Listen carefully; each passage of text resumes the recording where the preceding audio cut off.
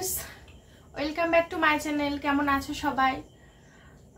नतून एकटी भिडियोते तोमादेर सबाइके अनेक अनेक अनेक स्वागत और अनेक अनेक अनेक भालोबासा जानाई। तो आज के होच्छे कि बार मा?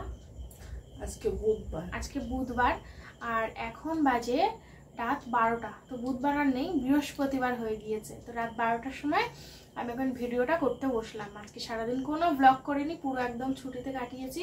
কারণ আমি তো কালকে ভেবেই নিয়েছিলাম যে আমাদের যে পুরনো অতীতে যে ঘটনাগুলো রয়েছে সেগুলো তোমাদের সঙ্গে আজকে শেয়ার করব।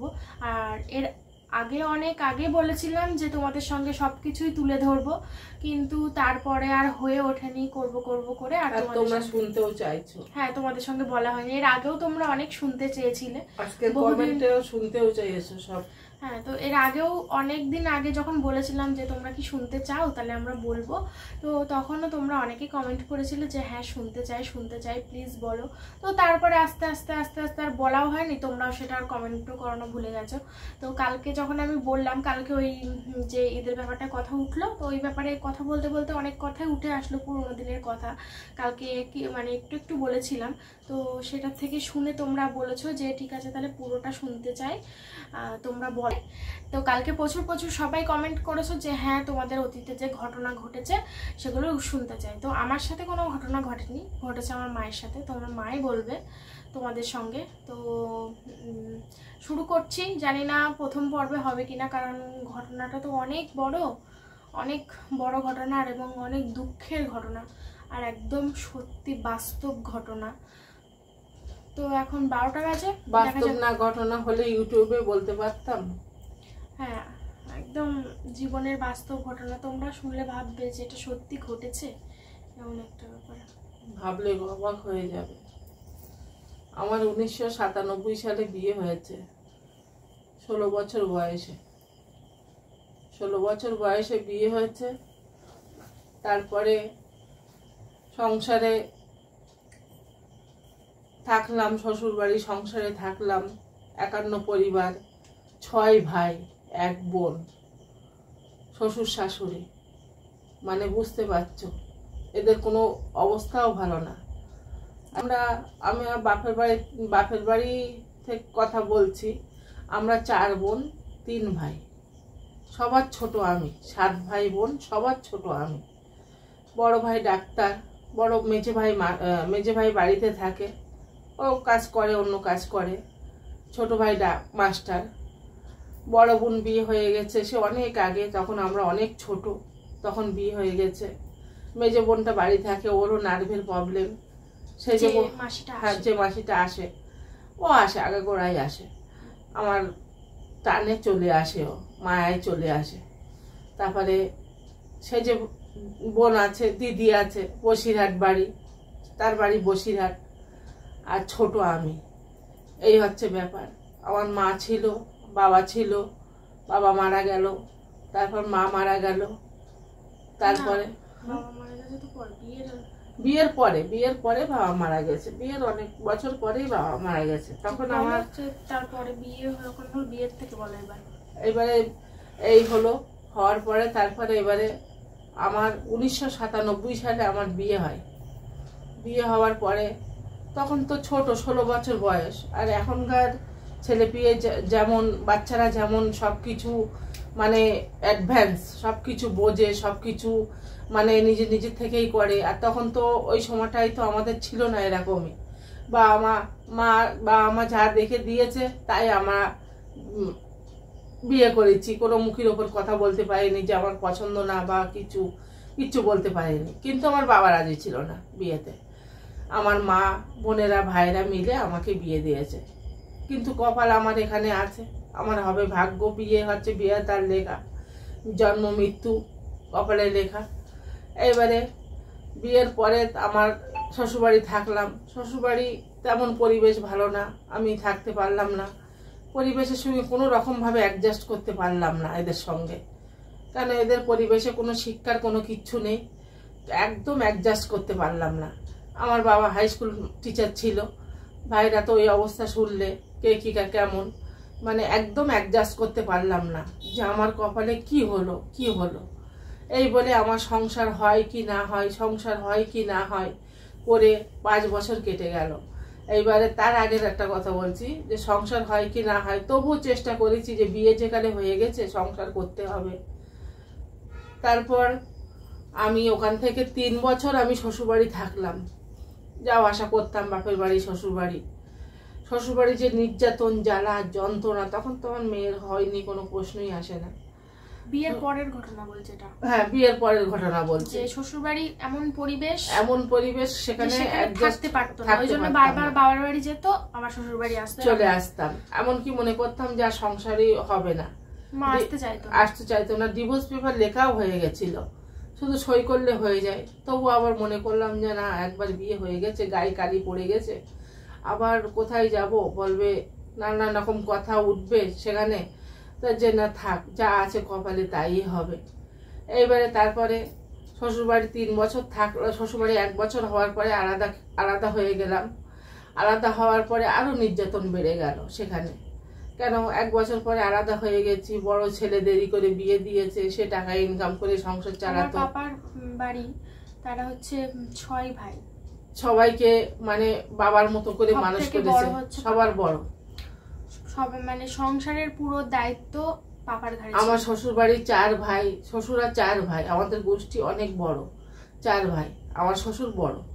এইবারে আমার স্বামী ইনকাম করতো, ছেলে বিয়ে দেওয়ার নাম করতো না, ছেলে অনেক দেরিতে বিয়ে দিয়েছে, 28-29 বছর বয়স, আমার বয়স 16 তখন। এইবারে বিয়ে হলো, বিয়ে হওয়ার পরে এবারে 1 বছর পরে আলাদা হয়ে গেলাম। আলাদা হয়ে আরো যন্ত্রণা, ঘর নেই, একটা ঘর। আচ্ছা, এটি না, শ্বশুর বাড়ি একটা ঘরও না, তাও শ্বশুরবাড়িতেই আলাদা হয়ে গেলে। হ্যাঁ, একটা ঘর, মানে কি সেই দোলুস বলে না, আগেকার দিনে দোলুস, সব মিটিং টিটিং হতো সব এরকম। শ্বশুরবাড়ি হ্যাঁ দোলুস ঘর, আগে চেনে অনেকে, শুনলে বুঝতে পারবে। সেই ঘর আর চারিদিকে ঘেরা, এইভাবে থাকলাম। কষ্ট হলেও তবু মেনে নিলাম। নেওয়ার পরে এবার আলাদা হয়েছি। আলাদা হওয়ার পরে তখন নির্যাতন শুরু হয়ে গেল, যে এখানে এতগুলো লোকজন, আমরা আলাদা খাচ্ছি, নির্যাতন শুরু হয়ে গেল। শুরু হওয়ার পরে এবার আমরা কি করলাম, 3 বছর থাকার পরে নির্যাতন আর সহ্য করতে পারলাম না। আমি সহ্য না করতে পেরে ওখান থেকে চলে গেলাম আমরা ভাড়া ঘরে। আমি আর আমার স্বামী ভাড়া ঘরে চলে গেলাম। ভাড়া ঘরে গিয়ে ওখানে বেশি দূর না, ওই মার্কেটের ওখানে ভাড়া ঘরে চলে গেলাম। ভাড়া ঘরে চলে গিয়ে ওখানে 4 বছর কাটালাম। এটা বিয়ের পরের ঘটনা? বিয়ের পরের ঘটনা। 4 বছর কাটালাম। 4 বছর কাটানোর পরে তোমার হচ্ছে ওখানে যাওয়ার পরে আমার হচ্ছে 2 বছর পরে আমি প্রেগনেন্ট হই। মানে শ্বশুরবাড়ি থেকে শ্বশুরবাড়ি 1 বছর থাকার পরে তারপরে ভাড়া ঘরে যায়, সেখানে গিয়ে প্রেগনেন্ট হয়। প্রেগনেন্ট হওয়ার পরে এবারে আমার বাড়ি কেউ আসতো না, যেহেতু আমার ঘর বাড়ি নেই, আমার আশ্রয় নেই, কে আসবে আমার বাড়ি, ভাড়া বাড়ি কে আসবে। এবারে সেখানে থাকতাম, থেকে এবারে আমার প্রেগনেন্ট হওয়ার পরে আমি মাধ্যমিক পরীক্ষা দিয়েছি। প্রেগনেন্ট অবস্থায় মাধ্যমিক পরীক্ষা দিয়েছি, দেওয়ার পরে তারপর এবারে প্রেগনেন্ট হওয়ার পরে তখন শ্বশুরবাড়ি তো ওদের সঙ্গে কোনো কথাবার্তা তেমন কিছু নেই। তবু দেওয়ারা আসতো, ছোট ছোট দেওয়ারা আসতো, তারা থাকতো আমার কাছে, আসতো। এবারে তাদের সঙ্গে কোনো সম্পর্ক নেই, তাও মাঝে মাঝে যাওয়া আসা হতো, এরকম সব রকম। এবারে তখন ওখানে থাকার পরে আমার মেয়ে পেটে বাচ্চা আসলো।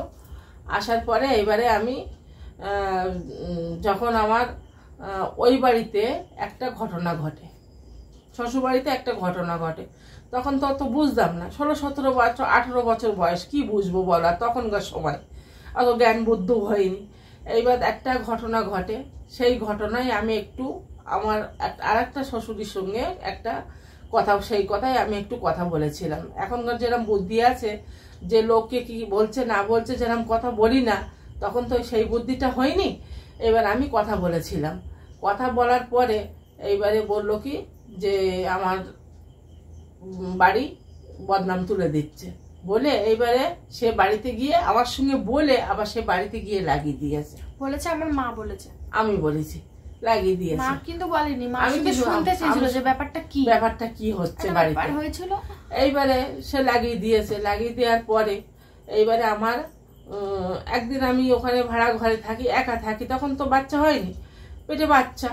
এইবারে একা থাকি ওখানে আম বাগানে, ওখানে আমের আমের বাগানের মানে কাজ হতো, আমের ব্যবসা হতো। একটা বউ বাসন কোসন মাজে, সেখানে বসে গল্প করছি। গল্প করার পরে আচমকাই দেখি শ্বশুর বাড়ির থেকে মানে অন্তত 20-30 জন, শ্বশুররা 4 ভাই আর 3 ভাই, আর 1 ভাই যায়নি, 1 ভাই পাঠিয়ে দিয়েছে।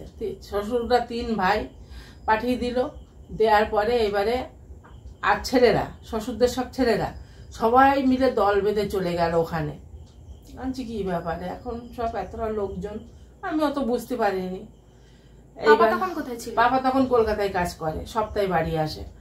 এইবারে বাবা তখন কলকাতায়, আমি তখন সেখানে একা। এইবারে ভাড়া বাড়িতে একা, আর পাশে লোকজন আছে, তারাও থাকতো আমাদের পাশে। এইবারে সেখানে থাকার পরে এবার যখন লোকজন দল বেঁধে গেল, তখন আমি হকচকিয়ে গেছি যে কি ব্যাপার। তখন কি করলো, আমাকে ওখান থেকে ধরে নিয়ে আসলো। ধরে নিয়ে আমার ঘরেও আর ঢুকতে দিল না। রাস্তার উপরে অনেক বড় মাঠ, রাস্তার উপরে, সেখানে আমরা ভাড়া ঘরে থাকি। যে মালিক, সে মালিকও ওখানে সারাক্ষণ থাকে, তার ব্যবসা ওখানে চালের কলটাল আছে। তিনি ভদ্রলোক, হিন্দু সম্প্রদায়ে সব ভদ্রলোক, শিক্ষিত লোক। তার সামনে আমাকে 10 হাত শাড়ি খুলে নিয়ে, আমি মানে এত বড় লম্বা চওড়া ফিগার মানুষ, আমার 10 হাত একদম আচমকাই 10 হাত শাড়ি খুলে নিয়ে আমাকে, আমি তখন 2টো হাত বেঁধে এইভাবে বুকে দাঁড়িয়ে রয়েছি, ছায়া আর ব্লাউজ পরে পুরো নাকের টাকের ফেলে দিয়ে এত মার আমাকে মেরেছে, এত মার আমাকে মেরেছে, সে মারের কোনো সীমা নেই, এত মার মেরেছে। পাশে একজন ছিল, সে শাড়িটা গায়ে ছুঁড়ে ফেলে দিল। দেওয়ার পরে এত মার মেরেছে, মারার পরে আমার শ্বশুর এরকম চুলির মুঠো এরকম করে ধরে রেখে দিয়েছে, দিয়ে বলছে মার, ওর মেরে বাচ্চা গাল দিয়ে বার কর বাচ্চা, বলে এত মার মেরেছে দেওর। যে একটা 5 মাসে প্রেগনেন্ট হওয়া মানে যে একটা বাচ্চা পুরো তৈরি হয়ে যায়। এইবার আমার শ্বশুর চুলির মুঠি ধরে রেখেছে, আর আমার দেওরেরা মানে আমাকে, আমার 6টা দেওর, তার ভেতরে সব দেওর যায়নি কিছু। এইবারে তোমার হচ্ছে ওই 10, তার ভিতরে কটা দেওর আমাকে কিল, ঘুষি, লাথি যেখানে পারে সেখানে মেরেছে আমারে পেটে, বলে আর আমার শ্বশুর বলে ওর বাচ্চা গাল দিয়ে বার কর, বাচ্চা গাল দিয়ে বার কর, বাচ্চা গাল দিয়ে বার কর। আমার শ্বশুর, নিজের শ্বশুর। ঠিক আছে, বেশ ভালো। এইবার মেয়ে টেরে কি করলো, আমাকে শাড়িটাও আর পরতে দিচ্ছে না। আমার এইসব দুঃখের কাহিনী আজও আমার স্মৃতি মনে ওঠে, যে কি করেছে আমার জীবনে। আমার হ্যাঁ ওখানে মাঠ ভর্তি লোক, কারোর যেতে দেয়নি ওরা, ঠেকাতে দেয়নি ওরা। বলে না, আমাদের ঘরের ব্যাপার, এখানে আসবে না। যে গার্জেন, যে ঘরের মালিক ছিল ভদ্রলোক, তিনিও গেছে, তানাকেও তাড়িয়ে দিয়েছে। তাহলে কেমন অসভ্য পরিবার।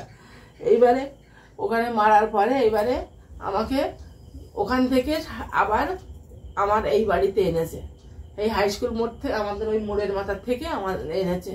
আনতে আনতে রাস্তায় আমার শ্বশুর সাইকেল গাড়ি তুলে দিয়েছে, আমার শ্বশুর দিয়ে এবারে ওই বাড়িতে নিয়ে গেল।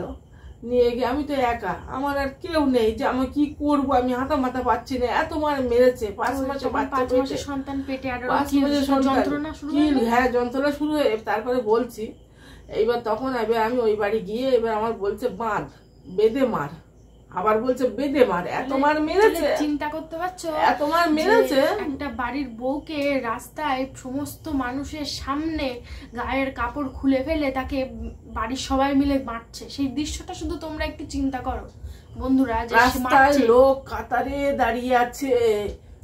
দাঁড়িয়ে আছে, রাস্তার লোক দৃশ্য দেখছে, কিন্তু তাদের আসতে দিচ্ছে না। আর সেই পরিমাণে চলছে কিল, ঘুষি, লাথি পেটে। সেই মুহূর্তটা চিন্তা করো, যে সেই মুহূর্তটা কি হয়েছিল। আমার তো শুনলেই মানে হাত পা কাঁটা দিয়ে ওঠে, যে আমার পেটে একটা 5 মাসের বাচ্চা আর আমাকে মারছে, আমাকে ঠেলে নিয়ে আসছে। ওইসব কথা যখন মনে হয় তখন আমার আর কিচ্ছু ভালো লাগে না, কান্না পায় তখন, কিচ্ছু ভালো লাগে না। যে জীবনে আমি এত কষ্ট পেয়েছি, যে অল্প বয়সে বিয়ে হয়ে এত কষ্ট, বয়স কম ছিল, এত কষ্ট আমার, আমি কি পাপ করে এসেছিলাম যে আমার কপালে এত কষ্ট, এত সহ্য করতে হচ্ছে আমার। এইবারে শোনো, এবারে ওই এবার ওই বাড়ি নিয়ে গিয়ে বললো বাঁধ, বেঁধে মার। মানে শ্বশুর বাড়ি, হ্যাঁ শ্বশুর বাড়ি টেনে নিয়ে গেছে, আবার এই রাস্তায় মারতে মারতে নিয়ে গেছে, নিয়ে বললো বাঁধ, বেঁধে মার। তারপরে তখন একজনও বললো যে না ছেড়ে দে, এবার আমাকে ছেড়ে দিল। তখন আমি বলছি আমি থানায় যাব, আমি থানায় যাব। যেই না বলেছি আমি হেঁটে হেঁটে রাস্তায় উঠেছি, আমার শ্বশুর কি করেছে, নিজের শ্বশুর দৌড়ে এসে, আমি এই লম্বা চওড়া মানুষ, আমার গলার টুটি ধরে এইরকম করে উঁচু করে তুলে ধরেছে, থানায় যাব বলেছি বলে। এবার আমি ওখান থেকে আবার ভাড়া ঘরে চলে আসি, একা হাঁটতে হাঁটতে চলে আসি। আসার পরে পেটে যন্ত্রণা শুরু হয়। তখন এইবার আমাদের গ্রামের কিছু লোক, পাড়ার লোক, দুটো একটা লোক বললো কি যে ও তো পেটে বাচ্চা, ওকে হসপিটালে নিয়ে যাও। তারপর আমাকে ভ্যানে করে ধান্যপুরে হসপিটালে নিয়ে যায়। নিয়ে যাওয়ার পরে ডাক্তার দেখলো, দেখে বললো, হাই স্কুল মোড়ের লোকেরা সব জানে তো এই ঘটনা? সবাই জানে, হাই স্কুল মোড়ের সমস্ত লোকেরা, পাড়া গ্রামের লোকও অনেক লোক জানে, সব লোক জানে, যারা পুরনো লোক সবাই জানে এই ঘটনা। এই রাত্রিকালে বলছি, একদম পুরো সত্যি ঘটনা আমার সঙ্গে ঘটেছে, একদম পুলিশ ফাইলসের মতন, পুলিশ ফাইলসের কোনো বাদ নেই আর। এবারে আমাকে ডাক্তারের কাছে দুপুরবেলা আমার ভ্যানে করে পাঠিয়ে দিল এখান থেকে একজনার দিয়ে, আমাদের গ্রামেরই ছেলে, যে ছেলেটা ওখানে ছিল, দৃশ্যটা সে সব কিছু জানে, ওই সালাম। এবারে ও হসপিটালে নিয়ে গেল, নিয়ে যাওয়ার পরে ডাক্তার দেখে বলল যে ইঞ্জেকশন করলো, ওষুধ দিল, দিয়ে বলল বাড়ি যাও। এবারে যন্ত্রণা কমার পরে এবারে আমি আর বাড়ি যাইনি, মানে বাপের বাড়ি যাইনি, আমি ওখান থেকে আমি আবার শ্বশুর বাড়ি চলে আসি, আমার ভাড়া ঘরে চলে আসি। এবার ভাড়া ঘরে আর ঢুকিনি, পাশে একজনা ছিল আমাদের সহায়তা। বাড়ি আসেনি? না, বাবা বাড়ি আসেনি। এইবারে পাশে বাবা খবরটা পাবে, কলকাতাতে আসবে, তারপর খবরটা চলে গেল, খবরটা দেয়া হলো। তখন আমি ডাক্তারের কাছ থেকে বাড়ি এসে এবারে ভাড়া ঘরে আর যাইনি, পাশে একটু দূরে আমাদের মুসলিম সহায়তা, তারা খুব ভালো মানুষ, তারা আমাকে আশ্রয় দেয়। মানে আমার মা যেখানে ভাড়া থাকতো তার পাশে তারাও ভাড়া থাকতো? না, তাদের নিজের ঘর, ওই কাদের ধান চাল ব্যবসা করে, ওদের ঘরে এসে উঠি, কান্নাকাটি করছি। এবার করে ওরা আমাকে রাত্রে খেতে দিল, দিয়ে ঘরে খাটের ওপর শুতে দিল। দেওয়ার পরে আমার স্বামী বাড়ি আসে, রাত্রি কলকাতা থেকে বাড়ি আসে। আসার পরে এইবারে সেই রাত্রি আমরা দুজনে মিলে থানায় গেছি। তখন বৈশাখ মাস, ভোট, জ্যৈষ্ঠ মাস, ভোট। তখন একটা পুলিশ অফিসার গাড়ি কিচ্ছু নেই, আমরা থানায় গেছি। থানায় থেকে ফিরে এসেছি, এসে আমরা মানে ভাড়া ঘরে গিয়ে ওই বাড়ির থেকে আমরা ওই ঘরে গিয়ে উঠে আমরা স্বামী স্ত্রী থাকার পরে এবারে আমার বাপের বাড়ি খবর দিয়েছি। বাপের বাড়ি থেকে আমার মা এসছে, ভাইরা এসছে। আসার পরে তাদের যা গাল খিস্তি করেছে, গালাগালি, মানে সে বয়স্ক মানুষ, মানে এই পাশে দেওয়ার আছে, কেন আমরা মিশি না, এই পাশে লোক, পাশের যে দেওয়ার আছে শ্বশুর বাড়ির লোকজন, মার আর ভাইদের যে গালাগালি করেছে, আমার মা যে বয়স্ক লোক, আমার মাকে যে ভাষা দিয়েছে সে শোনার মতো না, আজও পর্যন্ত ভুলতে পারবো না। তারপরে এবার ভাষা দেওয়ার পরে এবার আমরা রাত্রি বাড়ি থাকলাম। ও মা, দিনটা চলে গেল কোনো রকম ভাবে, দুঃখে সুখে। এবারে তারপরে বিকেলবেলা দেখি আবার দল বেঁধে, তারপরের দিন বিকেলবেলা দেখি আবার দল বেঁধে মারতে গেছে। কেন? অন্যায় আমরা থানায় গেছি বলে। এইবারে হ্যাঁ, সেই রাত্রি থানায় গেছি, কিন্তু একটা পুলিশ অফিসার কেউ ছিল না। যদি থাকতো তা আজকে ওদের ভিটে মাটি চাটি হয়ে যেত। এইবারে 10টার সময় বাড়ি আসার পরে তারপরের দিন বিকেলবেলা আবার মারতে গেছে। গেলে আমি ঘরের দরজা দিয়েছি, আমার পাইনি মারার জন্যে। আর ছেলে ছিল বাইরে, ওদের ছেলে ছিল বাইরে। আচ্ছা, আমি নাই পরের মেয়ে। তো বন্ধুরা, দেখলে তো, সবই শুনলে তোমরা। তবে একটা পার্টে সব কিছু বলা সম্ভব হচ্ছে না, সেই জন্য আজকে এই ঘটনাটা শুনলে লাস্ট, তো কালকে পরবর্তী ঘটনা তোমাদের শোনাবো যে তারপরে কি হয়েছিল। ওই যে প্রেগনেন্ট অবস্থায় যে আমার মাকে যে ওইরকমভাবে নির্যাতন করা হয়েছিল, মারধর করা হয়েছিল, তো তারপরের পরিণতিটা যে কি মর্মান্তিক হয়েছিল সেটা তোমাদের পরের ভিডিওতে অবশ্যই জানাবো। তো তোমরা কমেন্ট করো যদি জানতে চাও অবশ্যই, আর তোমাদের মতামত জানিও। তোমরা শুনতে চেয়েছিলে বলেই আমরা শেয়ার করলাম আমাদের ঘটনাটা।